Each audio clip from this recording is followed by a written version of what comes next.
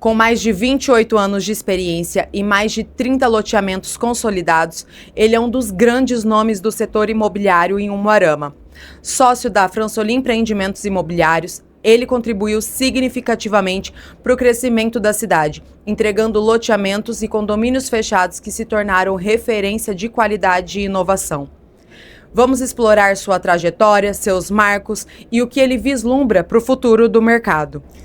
Então seja muito bem-vindo, Carlos. Para a gente é uma enorme satisfação poder ter você aqui, porque você, apesar de ser extremamente conhecido, tem uma marca super consolidada, ainda assim você, acredito que não deu já essas entrevistas contando essa sua trajetória aí de 28 anos, né, atrás. Então, para a gente, e eu tenho certeza absoluta que para todo mundo que está assistindo, vai ser uma grande honra poder ouvir e aprender com você.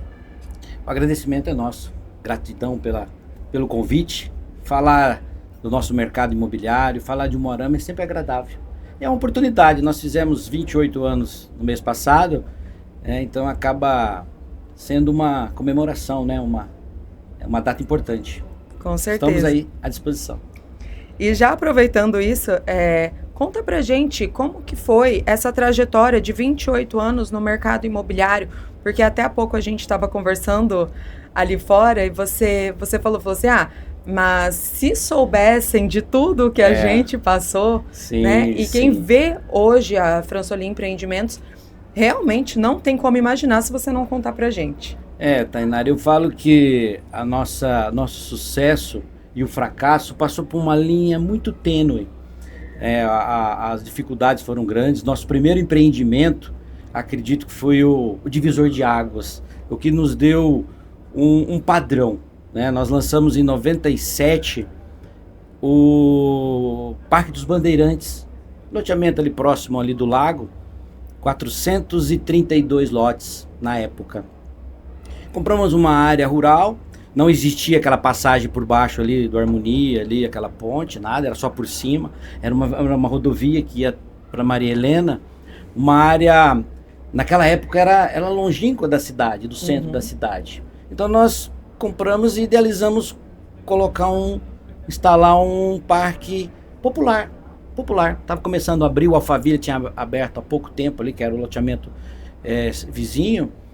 E nós fizemos todos os projetos, e quando foi fazer a pré-análise na prefeitura, surgiu uma questão.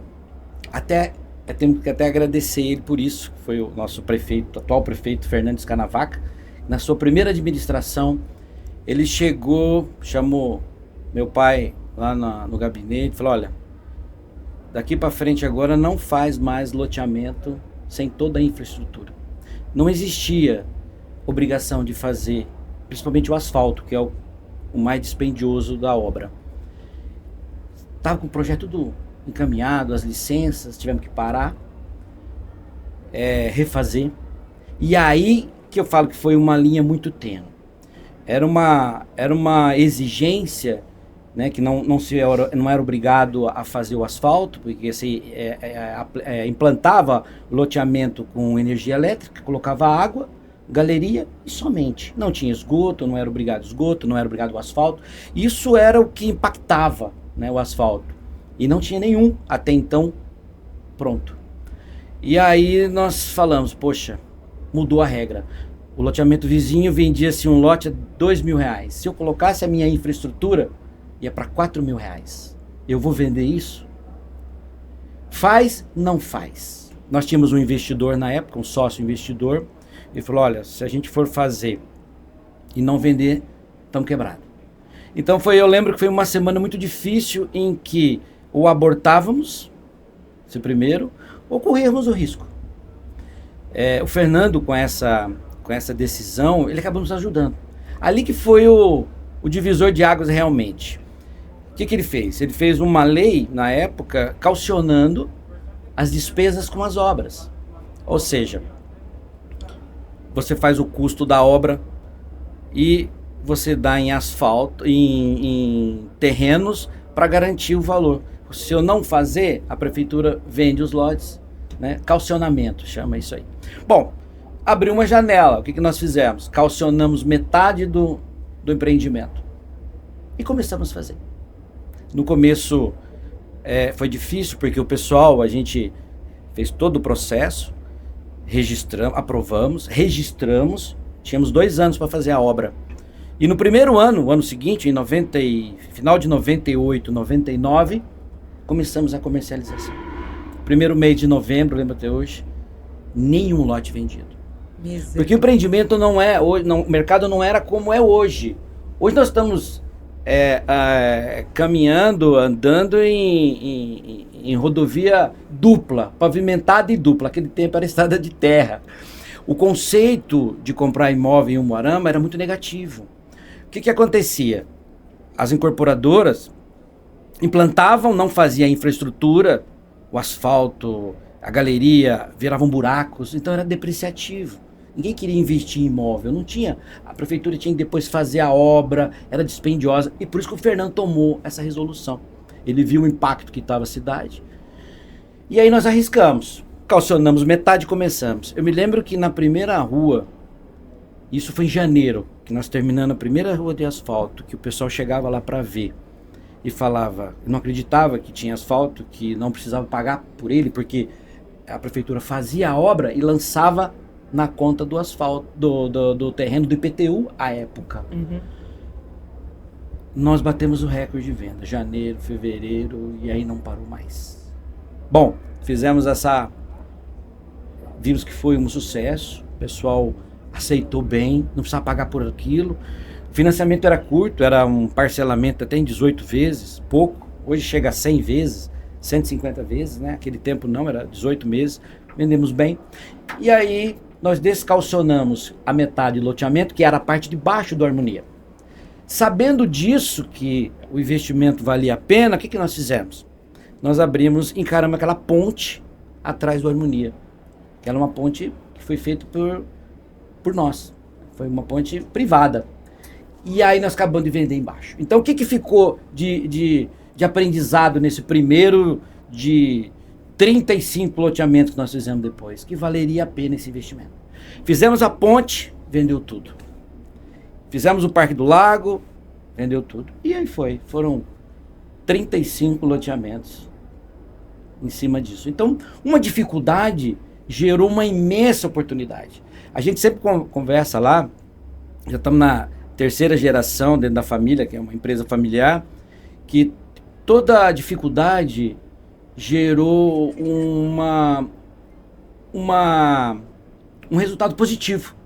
Nós saímos de grandes adversidades para resultados muito bons. E é isso nos dá confiança em empreender. Então é por isso que a gente arrisca, né? E também aprendeu que tem que ter coragem, né? Um pouquinho de coragem, mas assim, você tem que saber, né, que terreno você está pisando, o que você pode jogar. Hoje a gente trabalha um pouco mais cauteloso, né? Nós fizemos uma carteira, 28 anos não é pouco, se aprendemos o que dá, o que não dá para fazer, erramos menos, mas ainda continua tendo seus desafios. Depois de 28 anos, ainda tem coisa para aprender? Tem para aprender, sempre tem. Eu digo que é o progresso, ele muda. O que era 28 anos atrás não é mais hoje. Os conceitos vão mudando. E nós temos que nos adequar a isso, né? As gerações vão se sucedendo, o que se pensava antigamente não é o que se pensa hoje. Antes era um sonho, era comprar uma datinha, como se falava, construir uma casinha, casar. Hoje não, você vê que o jovem hoje, ele quer algo mais, ele quer curtir na vida, quer ter tempo para ter esses prazeres, diferentemente do que era há 28 anos atrás. E a gente está ligado nisso, essa mudança a gente está percebendo e está tentando o nosso portfólio mudar para acomodar isso. Uhum. E você começou ali na Fransolim em 2007? Né, na verdade, assim, eu comecei desde 98. né? 98, 97 meu pai abriu a empresa, 98 eu tinha trabalho, saí e vim agregar, eu era funcionário. E quando em 2007, quando nós compramos a parte do investidor que nós tínhamos, aí eu entrei com capital e a gente tocou de 2007 para cá, só a família Fransolim. Mas eu acredito que você devia brincar e seu pai estava fazendo isso, né? Brincar não é o termo, né? A gente vai navegando. Eu digo assim, de quando você era criança, você já deve ter crescido vendo seu pai fazer isso. Eu digo que meu pai, ele é um empreendedor, ele é um visionário. Ele é incrível, ele é uma pessoa que ele tem o 3º ano inacabado primário. Mas ele chega no empreendimento, numa área, ele visualiza ele todo. Ó, aqui vai ser assim, dessa forma, aqui e tal. Então, isso dá muita confiança. Isso ele passou pra gente, né? Minha irmã tá conosco lá também a partir de 2014. Ela começou também a participar da administração. E a gente sempre comenta isso, né? Da capacidade que ele tem de empreender. E foi passando pra gente, né? É claro que ele tem um pouco de dificuldade dessa mudança que a gente estava falando, dessa nova geração, mudou alguma coisa, ele percebeu, então ele teve a coragem de passar isso pra gente, que a gente vem logo em seguida na geração, e a gente tá fazendo essa transição legal, já estamos na 3ª, né? Então, o desafio da empresa familiar é isso, é fazer a sucessão bem feita.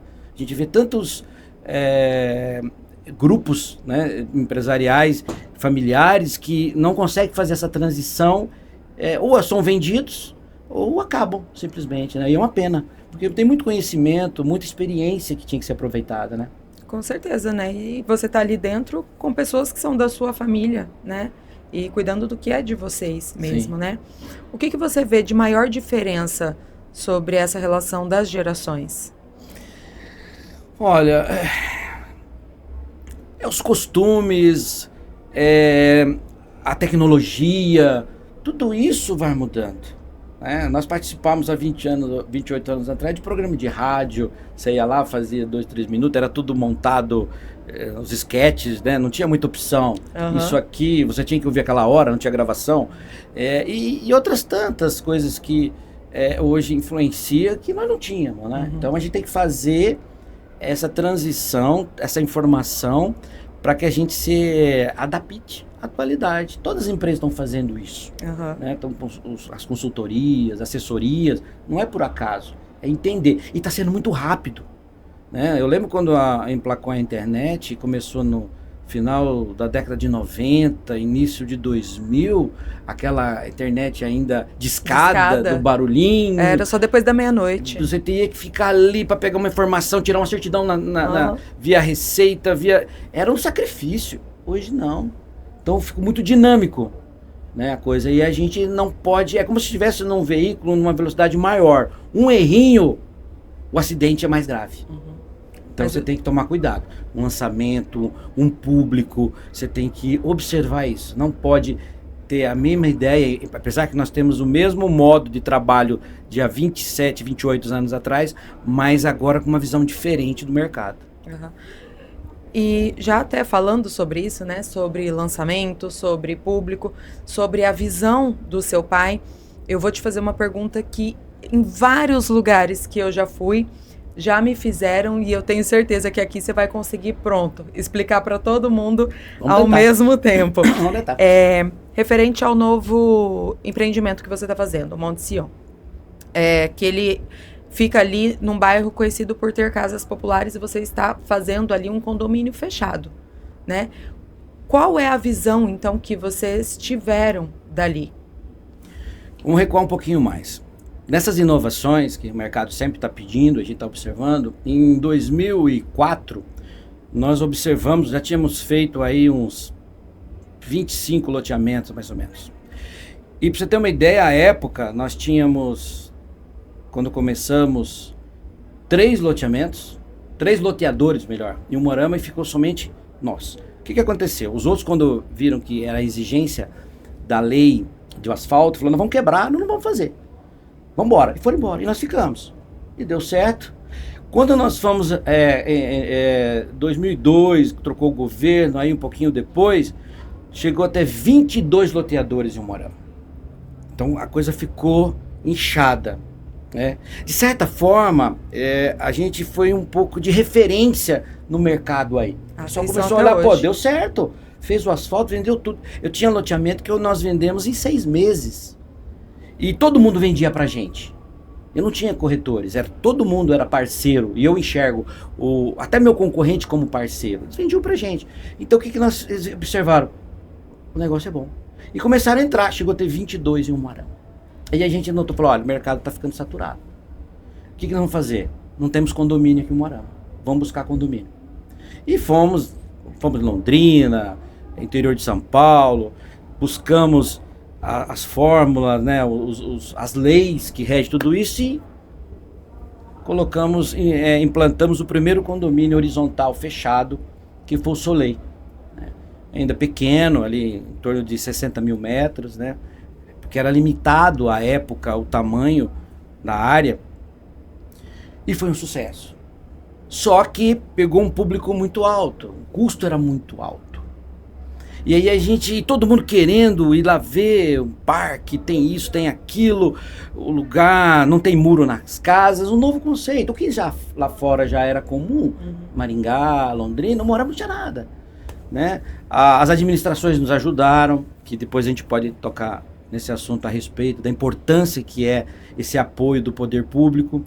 E aí foi um sucesso, mas eu fui com um custo alto. E o que nós vimos? Bom, então nós vamos ter que fazer o seguinte, vamos tentar baixar um pouco o padrão. Quando a gente fala em baixar padrão, não padrão de qualidade, mas é padrão, por exemplo, de tamanho do lote. Dentro de condomínio não se pode desmembrar. Então você compra um lote de 500 metros, você não pode fazer 2 de 250. Aí o que a gente observou? O pessoal chegava lá e falava assim, não, eu queria comprar metade, eu desmembro. Um lote de 18 metros de frente, eu desmembro. Mas não pode.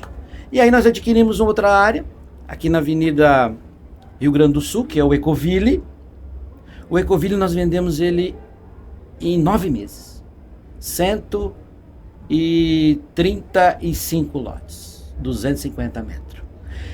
Só que o Ecoville, ele, apesar de ter um conceito mais popular, esse elitizou. O pessoal comprava de 2 blocos, então a gente veio um nicho. Aí foi o Portal das Águas, e a coisa foi implementando. Hoje nós temos vários condomínios de Umuaramas. E a gente observou o seguinte, ainda há o desejo da classe B, C, de ter uma qualidade melhor. E a gente falou, bom, nós temos uma área, já tinha sido adquirida há mais de 20 anos essa área, que é a Serrinha, né? Popular Serrinha lá. E é uma área muito bonita. Linda. E aí falei, poxa, por que não? Nós já usamos em 2, 3 momentos difíceis, né? Tentar popularizar isso. Mais ainda, hoje você não compra dentro do condomínio por menos de 800 a R$1.000 o metro, né? Quadrado. E tem demanda, procura, o pessoal quer morar um pouquinho mais com privacidade, conforto. E nós fizemos esse projeto. Vai ser um lançamento agora, nós estamos acabando de finalizar toda a documentação, os projetos já estão definidos, implantados, e a documentação agora está na via já de registro. Para poder fazer isso, na verdade eu não gosto de usar essa palavra, popularização, mas é tornar acessível. Eu me lembro muito bem que em 98, quando eu comecei, um celular custava $3.000, uma linha. Custava $3.000. Poucos tinham celular. O Umuarama, se não me engano, saiu 1.000 aparelhos para o Umuarama inteiro, à época. Era operada pela uma estatal, né? Então, a ideia hoje do mundo é essa, é tornar aquilo acessível. Como está acontecendo com o carro elétrico, começou num patamar e agora está descendo. Por que não fazer esse mesmo conceito? É esse conceito que eu digo que as gerações hoje estão exigindo, sabe? Eles querem ter. Então eu vou procurar me adequar dentro do mercado para fornecer. E a ideia lá é fazer essa mesma estrutura do condomínio, pagando metade, 50%, 60% do que temos hoje. Então nós temos uma margem boa para trabalhar. É um risco? É um risco. É uma classe popular, uma classe que vai olhar com os olhos bons ou não, né, dependendo. Mas é um risco. A gente está assumindo mais um. Você comentou recentemente, e até levando em consideração isso que você acabou de falar, tem vários lugares que a gente vê que pessoas fizeram e ele acabou não deslanchando. E a gente, por várias vezes, menciona isso, não é porque você está aqui não, que eu já te falei em outras vezes. Nossa, se esse lugar tivesse na administração do Fransolim, com certeza ele iria para frente. Eu acredito que isso faz parte do legado de vocês em relação à qualidade mesmo do que vocês entregam. Qual que é o peso disso para você? É assim, é como eu disse, o olhar, a experiência ali, você saber tudo que se compõe um bom projeto, ele é primordial. Eu não posso me empolgar, por exemplo, pelo preço da gleba que eu posso comprar. Eu tenho que olhar vários aspectos, acesso, área de infraestrutura, tudo isso faz parte. Então você vai analisando, né? Você está acompanhando a questão do Monte Sião há algum tempo já, que a gente está adiando esse lançamento. A gente trabalhou esse projeto várias vezes. E o projeto ele tem que ser trabalhado errado ali. Pode-se errar no projeto, não pode errar na implantação. Mas no projeto você erra, corrige, vê por outro aspecto. Então, a gente tem que ter esse olhar. Você não pode simplesmente se empolgar e não ver, né, os detalhes negativos. Às vezes tem detalhes negativos que impactam diretamente nisso. E aí e fazer bem feito, né? Fazer dentro dos critérios, dentro da lei, acompanhar. Eu digo que um loteamento desse é um filho. Uhum. Depois que ele nasceu, o Bandeirante tem 28 anos. Ainda a gente dá assistência. É um lote que você tem que ir lá medir para a pessoa que comprou lá atrás, sabe? E você tem que acompanhar, ir lá, mostrar, pegar o topógrafo, ir lá. Ainda nós damos assistência. Então é um filho. Eu passo lá, eu olho, eu aceito como moeda. Para mim, meus loteamentos são moeda, é dinheiro. Eu pego, troco. Às vezes a pessoa tem olha, eu queria mudar um pouquinho, o que você tem? Vale tanto, a gente pega ele como se fosse dinheiro, sem problema nenhum. Então a gente deu uma credibilidade. Meus loteamentos, para mim, é uma moeda. Eu pego qualquer um. Sei como é que é. Nós tiramos vintenária do imóvel. O que é uma vintenária? É o histórico 20 anos para trás. O que aconteceu nesse imóvel? Se tem algum problema, não tem, né? Essa questão da documentação. Então, isso, o cliente, você tem uma confiança, né? Você emite uma confiança para ele. Uhum. Nós tivemos muitas situações que nós recompramos, né? Situações que surgiram, que nós simplesmente compramos o imóvel de volta, pagamos ainda corrigido, tudo, para poder resolver, sanar aquele problema.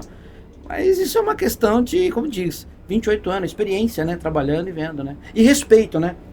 Eu respeito muito o meu cliente. Para mim, o cliente é meu parceiro, é o dono disso tudo. Uhum. A gente só implanta. Ele...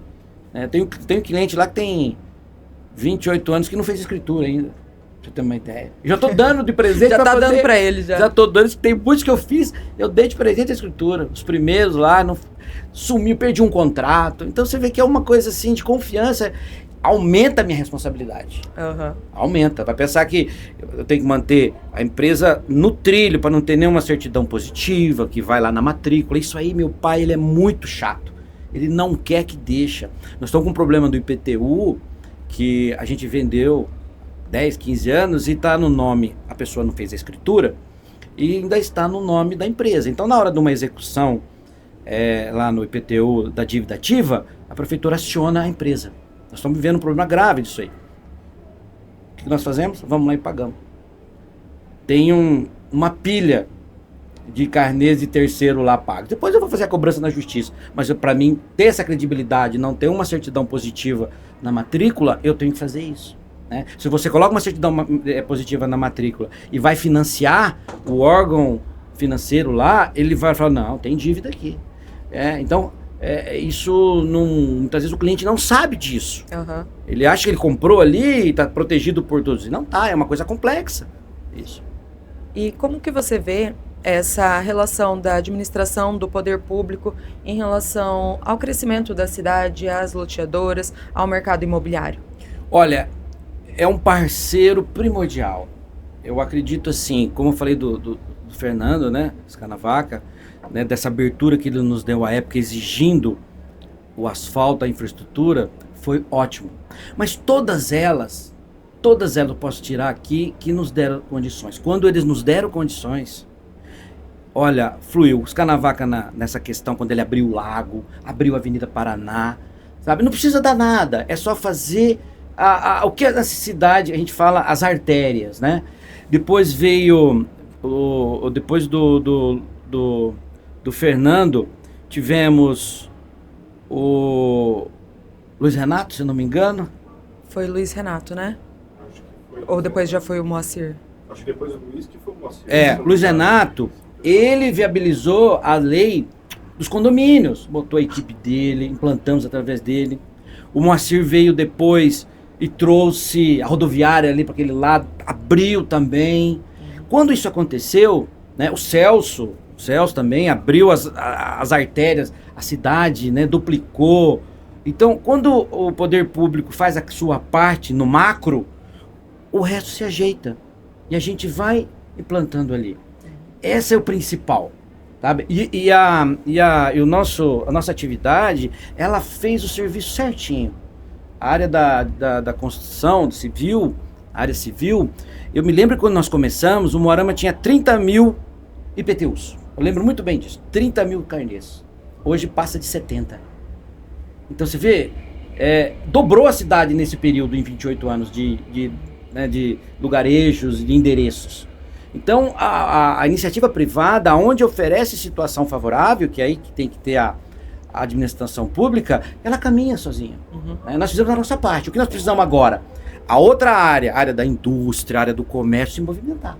Tivemos do comércio, shopping, também, toda a área do shopping ali está sendo ocupada, né, enobrecendo. Porque quando você faz um bom projeto, você faz uma boa aplicação, implantação, eu acabo distribuindo essa riqueza do meu lado, os bairros valorizam, a cidade se valoriza.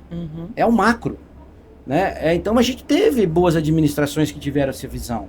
Não podemos tirar o mérito disso. Lutamos muito, a gente acompanhou cidades vizinhas fora que não abriram. Campo Mourão, agora que foram legalizar a área de condomínio fechado, não existia. Toledo, não abriam. Então a gente precisa disso, dessa estrutura no macro. Não tem como. Então é isso, né? Porque recentemente a gente esteve em Campo Mourão e é uma cidade tão próxima e que a gente achou uma realidade tão diferente de Umuarama, e com certeza se deve a vocês também, porque não é mais normal em Umuarama a gente ver casas naquele padrão que a gente viu em Campo Mourão na rua. São casas que aqui em Umuarama a gente vê dentro de condomínio, mas lá na rua não tem condomínio. Sim, nós tínhamos áreas e é tão perto. Nós tínhamos áreas de empreender em Campo Mourão e desistíamos. Tínhamos parceiros lá que tinham terras, que fizeram proposta de parceria, e nós não tínhamos. Era um serviço muito árduo para você fazer, né? Você vai conversar com os administradores, eles não mostram interesse. Aí você fala, vou aplicar aí 40, 50 milhões, né? E não ter garantia, então você aborta. Né? A cidade é excelente. Nossa, o que vocês fizeram em Umuarama, meu Deus. Nós fizemos... e ela, olha, eu falo que eu sou o devedor de Umuarama, não é Umuarama a mim. Eu amo Umuarama. O que eu tenho foi conseguido aqui. Tivemos inúmeros convites de fazer fora. Ficamos aí porque tem mercado, trabalhando certinho.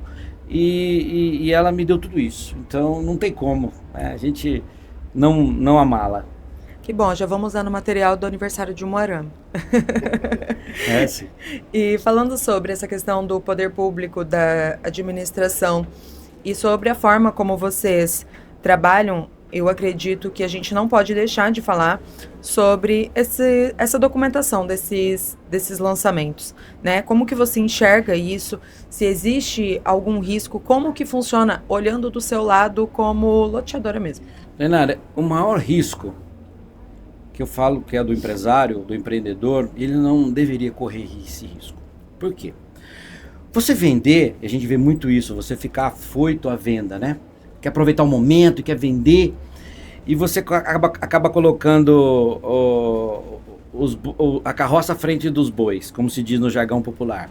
O que acontece no empreendimento? Como eu falei, um empreendimento igual o Monte Sion é na faixa de 50 milhões. Então veja lá, o que é um bom projeto? Você vai analisar todas as variáveis.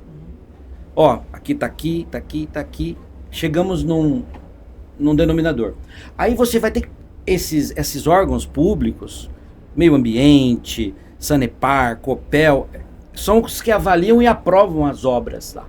Então, nada mais racional do que você pegar o projeto que chama PRO, que é antes, né? Projeto é antes, não é pós-jeto. É PRO. Passa por todos esses órgãos, prefeitura, e vê o que está o erro. É bom isso. Aí se você atropelar uma fase dessa, implantar e der problema, o que você faz? Como é que você corrige? Né? Nós tivemos obras aqui em Umuarama, que fica nos bastidores, os erros, prejuízos milionários. Muitos ficaram parados. Então é melhor você transitar tudo isso, documentação. Primeiro você pega a documentação, a vintenária, busca toda essa informação. Tem algum empecilho da documentação? Não. Segue o processo. Vai para a prefeitura, ok? Dá para fazer? Não dá? É viável. Meio Ambiente, e aí vai. Quando você tá tudo pronto, você aplica. A chance de errar é muito menor. O problema é que, né, o empresariado, ele concentra em uma coisa. Ele acha que o empreendimento é venda. Então ele quer surfar, às vezes, numa onda, quer aproveitar aquela onda e ele atropela. Ele põe do papel e começa a vender. Aí muda. O que você faz? A pessoa chegar para o cliente e falar assim, vou ter que mudar. Nós tivemos um caso desse num empreendimento, que nós tivemos que mudar porque não foi respeitada uma norma de uma galeria e a galeria passava por dentro de vários lotes. Nós tivemos que indenizar o que o cara praticamente quis, pegar de volta, abrir a galeria para poder resolver o problema. Eu ia te perguntar se já tinha tido algum erro. Não é só festa, não, tem erro sim. Por isso que eu digo, a gente não faz isso. A gente segura o empreendimento, aprova tudo, registra, porque o registro o que é? O registro é assim. Eu lembro que eu fui vender um imóvel para um cliente, eu cheguei no Soleil. Eu fui mostrar para o Soleil a área, né? Ele queria fazer uma casa, queria 1.000 metros de terreno, uma casa, uma elite, uma classe bem... E ele levou a esposa. E ele olhando tudo, ele me conhecia bem, a esposa dele nem tanto. E ela olhou assim, eu explicando como é que tava, o que nós íamos fazer, né, tal. Aí, ela foi lá assim, voltou e falou assim, aqui só tem mato. Aí caiu a ficha. Falei, gente, isso aqui tá na minha cabeça. Então vamos parar. Interrompemos, eu não estava vendendo, eu estava mostrando, tipo, você reservando, né? Usava muito esse termo, você reservava. Mas tá na minha cabeça, então nós temos que fazer isso o quê? Vamos colocar no papel. Foi quando nós começamos a fazer essa questão, né, de fazer toda a aprovação, o registro, documentação, porque se você quiser fazer um financiamento, tem como, já está pronto, eu não vou correr um risco. Apesar que eu tenho um prazo estipulado por lei para fazer isso, mas eu não posso correr esse risco. E quando eu ponho à venda uma coisa irregular, primeiro que é crime, né, é um crime.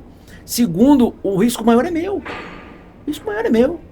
Infelizmente, a gente está vendo muito isso, né? A gente está vendo situações, porque também há aquela questão da burocracia, né? Tem muita coisa burocrática que demora, e aí o empreendedor ele não quer perder o time, ele acaba atropelando um pouco, mas o risco é muito grande, sabe? Tanto é que a gente está falando com você sobre o Monte Sion desde novembro, mais ou menos, né? E que... logo a gente vai finalizar, né? Nós já estamos trabalhando nele há 2 anos. Está consumindo, ali a gente fala que está enterrando o dinheiro, e é um processo necessário. Né? O poder público, ele alega que a demanda é alta. Eu também acredito nisso. Analisar um projeto desse demanda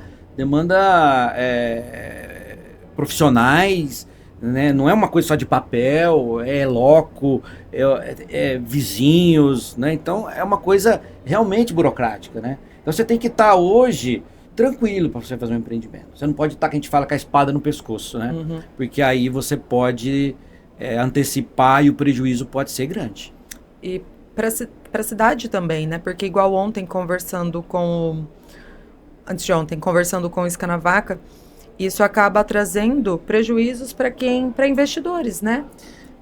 Porque às vezes acaba trazendo uma má fama, na verdade, né? Você vai vender uma área que ela não existe. A verdade é essa, ela só existe no papel. Pode acontecer 1000 coisas. Eu já vi obras embargadas no registro. Uma briga de herança. Entrou lá, você já pensou você fazer tudo aquilo, a hora que chegar lá para registrar, não vai registrar. Uhum. E é o sonho de uma pessoa, né? Às vezes ela tá ali e pra é o dinheiro da vida toda dela, né? Indenizar isso, né? Indenizar, comprar de volta. E o nome, né? Nós nunca passamos por isso, porque a gente sempre teve esse cuidado de fazer conforme a lei. Isso aí também é um legado que nós pegamos. O meu pai, ele é uma pessoa muito correta nisso. Ele falou, olha, a hora que tiver habilitado, gente, vamos tocando, vamos fazendo aquilo que é possível. Né? A venda é uma consequência final, e é mesmo, é a última instância. Né? Mas disso vocês nunca passaram. Mas já teve algum condomínio que você falou, empreendimento, qualquer um, que você falou, meu Deus do céu, não vai vender? E daí vendeu? Teve. E você conhece bem. Na pandemia, pegou o Jardim de Versalhes bem no meio da implantação. Você imagina, nunca passamos por isso. A nossa maior dificuldade foi essa, eu acredito, na história. Você tá lá com 207 lotes implantando. Nós tínhamos um parceiro que era o dono da área também, que você acaba sendo um funcionário dele, né? Você acaba virando funcionário, porque você é responsável, o cara te cobra, e aí como é que vai ser? Não sei. Foi a primeira vez que nós acordamos num dia e falamos assim, e agora? Não sabemos como vai ser. Não sabemos, nunca passamos por uma pandemia. Lockdown, fechando o Ministério Público, foi uma coisa doida. Hoje eu olho para trás e falo, gente, tá passando isso aí, parece que teve uma lacuna na nossa vida de 2020, né? Que ali foi março de 2020. Como é que nós sobrevivemos? Bom, o que aconteceu? Nós já estávamos lá no meio do caminho. Nós já começamos ele em 2020, pouco antes, e falou, bom, vamos terminar e vamos ver o que vai dar. Não tínhamos vendido, antes de fazer o registro, e aí, em 2021, ainda estava comprometido isso, né? A comercialização estava travada, ninguém queria investir, porque não sabia o que ia ser, as atividades foram parando. E aí o que a gente notou? Que o pessoal que estava nos lockdown, nos apartamentos, começaram a nos procurar. Aquele condomínio, queria dar uma olhadinha lá. Não podia ficar em lugar nenhum. O pessoal ia lá para dentro do condomínio.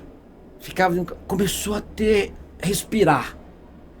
6 meses nós vendemos praticamente 80% do empreendimento. Foi uma surpresa. Até hoje foi uma coisa... a gente fala que nem a gente esperava isso. Nós vendemos o Versalhes em 6, 7 meses. 80% dele foi vendido assim. Então, foi uma lição, foi um desafio, porque a gente ali não sabíamos para que lado ir, se parava. Tentamos atrasar um pouco para ver se passava, mas a gente via que era uma coisa mais extensa. E em 2021 nós começamos e graças a Deus foi um sucesso. E né? Sim, está sendo, né? Agora é a segunda fase, que é a área de implantação das residências, que isso também é uma situação que a gente acompanha. Nós fizemos várias residências lá dentro. Eu falo para você, é um filho. É um filho que a gente sempre está ali cuidando, acompanhando, né? E fazendo com prazer, é bom. E muito bem feito. E ali também foi uma questão, uma visão, né? Porque, sinceramente, em 2020 ali era um buraco, né? Tinha nada. Eu falo pra você que eu lembro que eu descia pela primeira vez ali, esse nosso parceiro, eles eram dono toda aquela área ali, da rodoviária nova, todas ali. E aquela parte era a parte que tinha sido refugada nos outros empreendimentos. Ninguém queria. Aí um dia nós descemos lá embaixo, eu e meu pai andando e olhando tudo. Eu cheguei lá embaixo, olhei assim na beira daquele mato, eu falei, meu Deus, quem é que vai morar num lugar desse? lá no meio do mato. Só doido. Aí, fundo de vale, mato, reserva de um lado, reserva do outro, lago, rio no fundo. Eu falei, se eu faço aberto, ninguém vai comprar um lote aqui. Por causa do mato, né? Todo mundo quer meio ambiente, mas ninguém quer seu lado, né? Então a gente falou assim, olha, só tem um jeito. Nós tínhamos implantado o Europark, tinha sido um sucesso também. Vamos fazer um loteamento fechado aqui, vamos arrumar. É o único jeito. Aí fizemos uma proposta pro parceiro nosso lá da área e começamos, trabalhamos, mudamos ali N projetos para chegar naquele resultado. Então, e hoje o apelo ecológico é o que mais vende. Uhum. É o que mais vende. Sim. Você viu quem comprou lá na frente da mata, quem comprou... Hoje as áreas mais valorizadas estão lá embaixo. A minha casa que eu comprei lá foi porque tem o vidro, aquele que reflete, ele reflete o pôr do sol. Eu olhei e falei, mas é aqui mesmo que eu vou ficar. Olha aí. Entendeu? Obrigado pela preferência. Sim, então a gente observou isso também. O meio ambiente vende bem trabalhado, né? O que a gente via antigamente no meio ambiente ali? Vários outros nós fizemos. Depósito de lixo, sabe? Ficava o pessoal usando ali para consumo de drogas. Então a gente chamou o poder público e falou, olha, eu preciso adequar, porque não era uma área adequada a condomínios ali. Fundo de vale, eles não queriam deixar fazer por causa do acesso. Falou, nós vamos arrumar, teve o Europark que deu certo, teve o Portal das Águas que deu certo, fundo de vale, por que não? Vamos fazer aquela área ali. Aí fizeram a lei e permitiram que fizesse. Resolveu o problema. Então, por isso que eu digo, o poder público e a iniciativa privada tem que andar junto.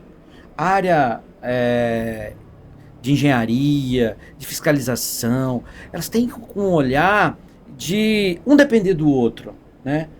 Lá no passado, não era bem assim que funcionava, era conflitado a coisa. Uhum. Então a gente vê que o futuro hoje é essa parceria, né? Da iniciativa privada, público-privada, que a gente fala tanto, né? O Fernando, com essa iniciativa que ele está tendo agora, mais uma vez uma inovação, ele esperou a gente, falou, olha, ano passado ele chamou a gente, falou, olha, eu não queria que vocês aprovassem o loteamento agora. Novembro, estava lá na mesa para o Celso assinar. Eu tô com uma ideia de criar um fundo imobiliário e essas áreas que você doa, porque a gente doa 5% da área de terrenos, você dá em terrenos, né, para a prefeitura. Eu falei, eu quero em metade em dinheiro, que eu vou usar esse dinheiro para construir mais casas. E a gente esperou.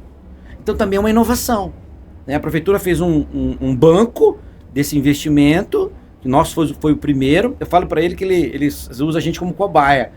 Usou a gente lá atrás como cobaia no asfalto, deu certo. Deu certo. Agora tá usando nessa forma aí. Então a gente precisa disso, a gente aceitou, falou, beleza, é claro que você tem que pagar, é melhor você dar um terreno, que é preço de custo ali, do que dar em valores. É como se você estivesse comprando de novo o seu terreno, né? Então, para a empresa, não é um negócio aparentemente bom, mas eu digo que, sendo bom para a cidade, é bom para nós. Em termos de desenvolvimento urbano, ainda que tem para melhorar em Umuarama? Ainda tem os acessos, umas vias, ainda conflitado. Parece que está sendo trabalhado isso também. É que eu digo, as obras macros de sustentação, rodovias, avenidas, transporte público, isso tem que ter. Isso tem que se partir você vê, você vai ter no Versalhes, no começo, ali um grande problema é que não tinha transporte. Uhum. Você não conseguia arrumar uma secretária do lar porque não tinha como vir. Então, isso acaba o quê? Gerando um desgaste no empreendimento. Uhum. Eu não vou trabalhar lá porque é longe. Uhum. Não tem como ir. Então, essa questão macro que a gente fala, que só o poder público pode resolver, é que tem que ser atacado. Sabe? Trabalhado nisso, investido nisso. Fazendo essa parte, a iniciativa privada ela vai sozinha. E você acredita que ainda gera uma expectativa grande em relação ao nome de vocês e as coisas que vocês vão lançar? Ou você vê que isso hoje é muito mais tranquilo? Não, quanto mais você empreende, mais responsabilidade mais você é cobrado. Essa questão que eu falei para você das escrituras, que eu tenho mais de 1000 escrituras para assinar, é essa credibilidade que acaba incomodando, eu tenho que me manter alerta. Você já pensou você se manter alerta para assinar um documento, uma escritura, a hora que ele quiser, eu não posso deixar entrar certidão, eu tenho que pagar tudo. É um desgaste isso. Então, aumenta a responsabilidade. Aumenta a responsabilidade com o poder público. Tanto é que o Fernando chegou para gente e falou, ó, vocês vão ser o primeiro. Botaram a gente para poder, sabe, implantar. Uhum. Então, aumenta bastante. E você fica em alerta. É claro que você não pode fazer mais daquilo que você pode. Uhum. Mas é uma situação. Essa questão das escrituras, muitos estamos escriturando, dando a escritura para poder fazer essa desconexão com aquele cliente que às vezes abandona. Não limpa o lote, vai lá, multa, aí vem para cima da empresa. Então, essa é uma questão que a gente está trabalhando com o poder público para ver como a gente resolve. Porque o poder público é assim, ele aceita esse imóvel lá para pagar o IPTU, enquanto o proprietário está pagando. Quando ele deixa de pagar, ele não considera mais o proprietário ali pelo contrato. Ele vai buscar a matrícula. E quem quer a matrícula? Sou eu. Então está tendo uma divergência, que não é uma coisa assim sensata. Ele aceita quando tem um pagamento bom, mas quando tem um pagamento ruim, ele vai atrás de mim. É como se fosse uma avalista. Uma avalista, isso que eu ia falar. Isso não é legal, né? Então a gente está trabalhando, o Celso já tinha aberto essa possibilidade de a gente trabalhar, fizeram uma lei que já está tramitando, que já está sendo aplicada em alguns casos, né? E vamos ver, eu acho que é isso que é hoje o Fernando, ele é da área, ele sabe que isso é uma dificuldade grande, né? Essa questão da documentação, né? Do registro, da matrícula, ele nos abriu a prefeitura a esse respeito também, e a gente está conversando, está criando câmaras para ver como é que a gente pode resolver isso de uma forma, porque é uma lei federal, né? Uhum. Então você não pode ir contra a lei federal. Você tem que complementar com a municipal e fazer o fechamento legal. Porque senão ele entra na justiça e derruba tudo. Uhum. Mas está tendo esse trabalho. E se você pudesse voltar aí no tempo, você faria alguma coisa de diferente? Nada. Não é arrogância, tá? Mas eu digo assim, aprendemos... O que mais nos ensina são os erros. Esse nos ensina. É o mais doído, né? É o mais doído. Mas não voltaria atrás, não mudaria em nada. Não mudaria em nada. Foi tudo que foi apreendido, fez parte do processo. Fez parte do processo. E hoje, qual que é a sua análise sobre o mercado imobiliário do momento atual? O mercado imobiliário passa por uma situação ali, eu acho que é de amadurecimento. A gente viveu essa década, na década de 90 nós vivemos isso. Era uma especulação financeira, né? As aplicações, virou uma agiotagem na coisa, e o imóvel era muito depreciado. Tivemos problemas, sabemos lá, aí voltou tudo pro imóvel. Então é uma questão, apesar que eu vejo hoje que não é uma questão só de Brasil, é mundial hoje. Eu tive há pouco nos Estados Unidos, eu tenho um cunhado meu que mora lá, ele mexe com a área de construção civil lá, eles estão passando pelo mesmo problema.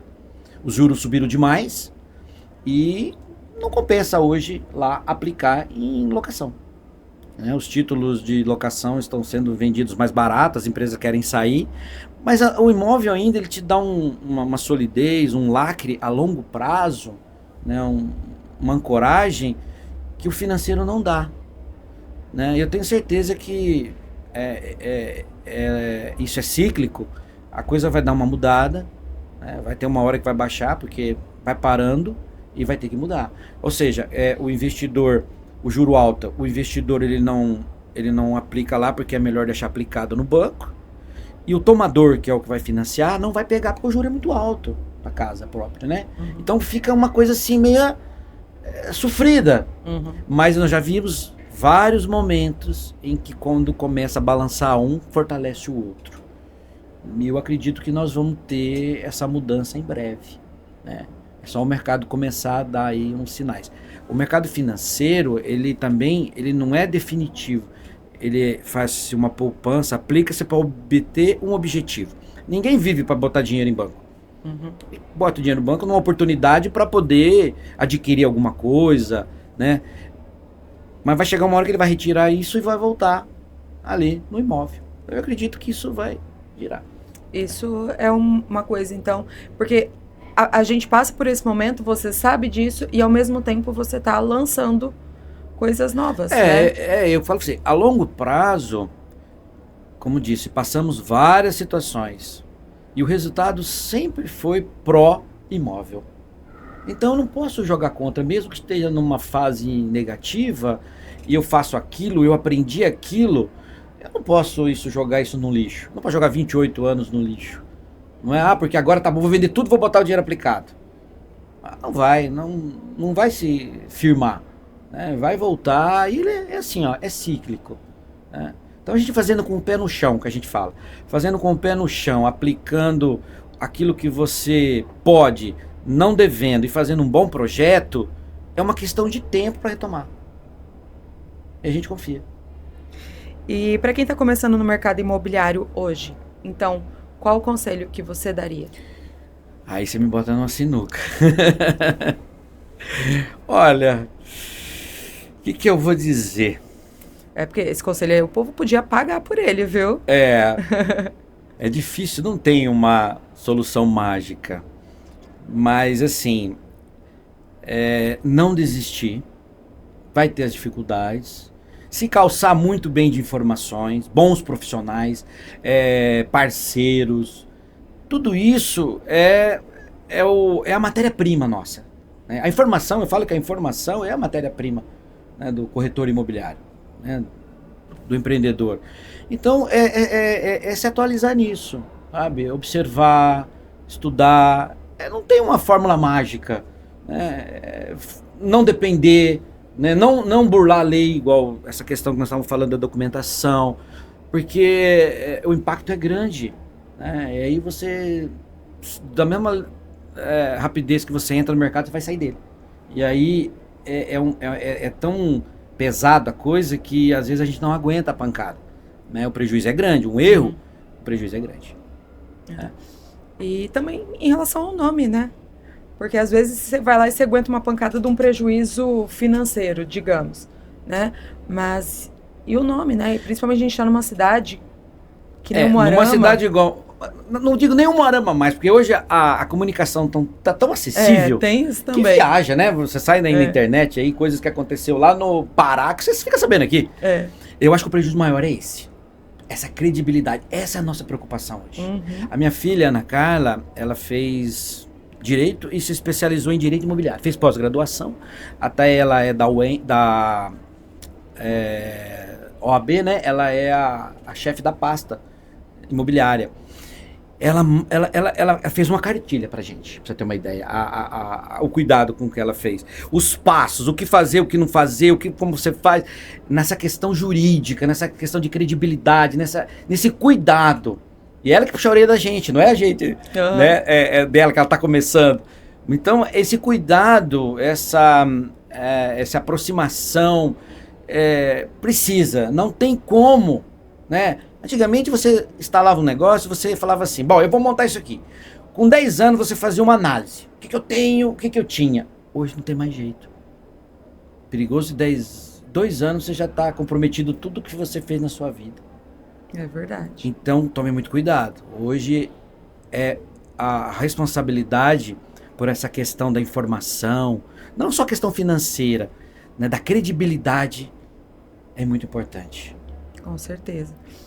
E se fosse para você falar, qual seria o legado que você acha que o seu pai mais deixou para a cidade de Umuarama? Olha, acreditar nela, fazer ele trabalhar com prazer. A gente trabalha com prazer lá. A gente tem, eu falo para ele assim, esse loteamento Monte Sion, eu falei, pai, gourmetiza isso. O que ele faz? Ele quer aplicar, colocar, ele quer fazer rápido. Eu falei, vamos saborear ele diferente agora? Aí fizemos vários projetos, porque por ele já tinha instalado isso aí há 2, 3 anos atrás de uma maneira diferente. Ele queria uma coisa mais rápida e tal. Eu falei, não, vamos gourmetizar isso, né? Vamos saborear, vamos ver o melhor ângulo, o que a gente aproveita mais. Foram feitos vários projetos, gastamos mais em termos de projeto, mas a gente está notando que ficou assim, sem também demagogia. a gente acabou sendo um pouco de referência no mercado. Um pouco não, bastante. Então a gente ficou assim, o pessoal fica olhando de como fazer, de ousar. Isso é legal, isso é legal. Mas não fizemos isso para ser elogiados, entendeu? Porque é o que a gente achou que deveria ser feito. Né? Vamos atender isso, vamos ver. Porque o Bandeirantes era para ser um loteamento só. Nós íamos fazer meu pai falou assim, eu vou me aposentar aqui. Eu vou me aposentar, vou fazer 400 lotes aí, vou vendendo 2, 3 lotes desses por ano aí e vou vivendo, né? E fizemos 35 empreendimentos. E ele aposentou? Não vai Até aposentar. hoje. Ele Não aposentou. Não. A gente vê ele indo na obra. Não, ele não aposenta. Não, ele não vai. E a gente nem quer. Agora a gente tirou ele dessa parte burocrática, dessa coisa que é sofrida, sabe? Essa coisa aí da atividade de fiscalização, licitação, né? Das anuências. Isso daí é o sofrido pra ele, mas ir na obra não é, né? Não. Ele, a mão na massa. Vê ele na obra. Eu falo pra ele assim, ele gosta de brincar de caminhãozinho. Eu falo, vai lá, pega as máquinas e vai limpar terreno lá que o senhor gosta, fazer buraco. Tá liberado? Pode fazer? Tá liberado. O IAP já deu autorização, pode fazer buraco lá. Mas é assim. E como que você faz pra mesclar isso entre a inovação e a tradição mesmo? A gente não pode desprezar nenhuma delas, tá? A experiência, o que ele passou, acreditar, né? Ver um ponto lá no final, ó, aquele ponto nós queremos. Isso, ele tem muito essa visão.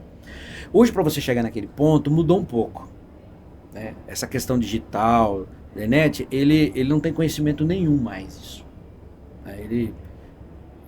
Para ele isso não é relevante, mas para hoje já é relevante. Então aí a gente está fazendo essa transição em cima disso. A gente pega e fala, ó, calma aí, vamos fazer isso aqui primeiro, que é o passo que nós temos que fazer. Senão vai dar problema. E aí ele fica na dele também, fala, tá bom, a hora que tiver você me avisa, hein? Porque você tem que administrar o pessoal de campo, chuva. Ó, vamos pegar 60 dias de chuva. Como é que eu vou abrir uma galeria? Vai embora tudo pra dentro, né? Então, assim, a gente tem que controlar tudo isso. E assim que libera, a gente passa. E pra gente finalizar, qual é a melhor estratégia mesmo que você daria para quem quer investir no mercado imobiliário, para a pessoa, ela pelo menos ter as melhores chances de ganhar dinheiro com isso? Olha, se informar. Um imóvel bom sempre vai vender. Isso é o que ele me passou. Meu pai é o melhor legado. Coisa boa sempre vai vender. Então faça coisa boa. Né? Gaste com esse projeto, veja bem, o investidor, o que eu quero? Uma demanda. Né? A região, o local, para que é aquilo. Porque também não adianta você querer construir um lugar que não foi preparado para aquilo. Eu não posso ser teimoso a esse ponto. Eu tenho que adequar o que eu posso fazer e qual vai ser a aceitação daquele empreendimento naquele local. E faça bem feito. Essa é a nossa diretriz, sabe? E a gente tem feito isso já há algum tempo, tem dado certo, né? Estamos readequando esse modus operandi que a gente fala, mas é assim, fazer bem feito e fazer o que gosta, eu acredito que não dá errado. É uma fórmula que dá certo. Tá? Pode não dar agora, no momento, mas ela vai se consolidando. Né? Eu não vejo de outra forma. Essa aí seria o que a gente aprendeu, está tentando passar, nossos colaboradores, a gente sempre está junto a respeito disso, de como, desde lá na ponta, de como trabalhar uma obra, de como fazer, dar prazer. Eu não preciso ir trabalhar com raiva. Não, Né? pelo amor de Deus. A gente dá incentivos, são parceiros mesmos. É tudo nessa visão. Maravilha. Muito obrigada. Meu Deus do céu, eu acho que... Não sei se eu falei muito. Não. Se a gente... eu tenho certeza que para poucas pessoas conseguir absorver uma hora sua, porque eu sei que é um tempo muito, muito corrido, disputado, né? E a gente poder absorver um pouco disso e aprender, pra gente é extremamente valioso, tá? Então, muito obrigado mesmo. E a gente espera que essa mensagem seja passada aí, que as pessoas aproveitem bastante. Mais uma vez eu quero agradecer a você, Tenara, ao Marcelo. E duplamente, né? Pela oportunidade aqui, por ser nossos clientes também. Agradeço a confiança. E estamos aí para a gente conversar quando for possível. A gente não temos muita cerimônia a esse respeito, né? A gente é o que é, como meu pai fala, eu sou o que eu sou, né? Não adianta ser aquilo que não vai ser. Nós estamos aí, eu que agradeço a oportunidade, pelo convite, né? Somos parceiros de negócios e deixamos a porta aberta para isso. Muito obrigado. Muito obrigada.